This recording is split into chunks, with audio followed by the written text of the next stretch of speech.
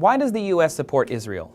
It's a simple question, but simply stating it as a question can elicit defensive or hostile reactions. Supporters of Israel find the question itself offensive because they see Israel as a democratic nation with a right to their own lands and freedoms. So why wouldn't the U.S. support them? Supporters of Palestine find the question offensive too because they see Israel's current policies as oppressive and an endangerment to both Palestinians and their land. So why would the U.S. support them? Objectively, both questions are valid, and we can't know exactly why U.S. leadership holds their stance on Israel, but we can explain how the U.S. began sending billions of dollars in aid annually to Israel and why that policy still stands. First off, the U.S. didn't always support Israel. They sent some humanitarian aid right after World War II, but that wasn't seen as preferential treatment, nor was it particularly uncommon. This is important to note because in the aftermath of World War II, clear alliances weren't yet established, and the U.S. wanted to be perceived by the Middle East as fair and impartial. A strategy that was working until the generally anti-Western Arab nationalist movement gained momentum, and the USSR started courting Arab nations. This was during the Cold War, a time period in which the USSR and the US were actively competing for ideological influence over almost every region on Earth. To remain relevant in the Middle East, the U.S. set out to establish closer ties with Israel, because Israel was already a democracy with strong anti-communist leanings. The U.S. wanted to establish Israel as a bulwark against communist influence and a partner for their intelligence and military operations. As such, it was in the United States' best interest to make Israel as strong and as stable as possible. Since then, the threat has changed, but not the arrangement. The U.S. still supports a strong and stable Israel, but the country is no longer a bulwark against the spread of communism.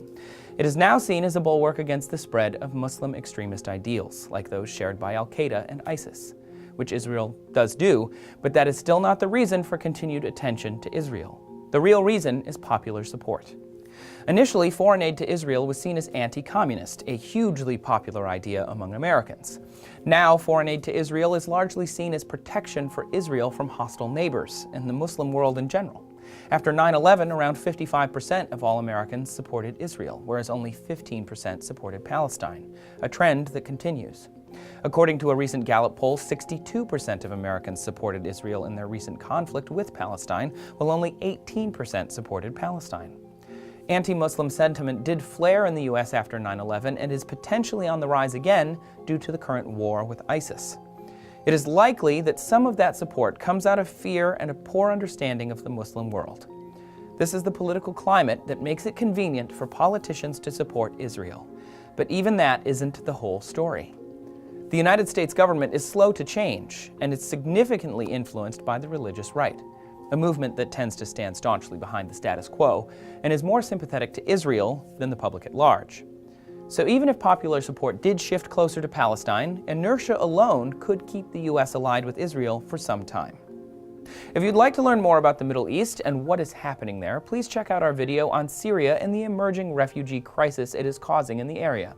Since the Syrian civil war started in March 2011, an estimated 9.5 million Syrians have been forced to flee their homes. Over 3 million of those have fled the country.